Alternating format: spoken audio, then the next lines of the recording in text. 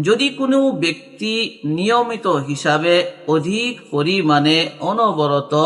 ইস্তিগফার পাঠ করতে থাকে, আল্লাহ রাব্বুল আলামিন সেই ব্যক্তিকে তার সকল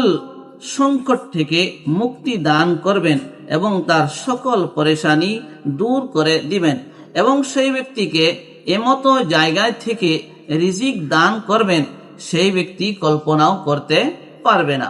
আর তৃতীয় আমলটি হলো দুরূদ শরীফ পাঠ করা।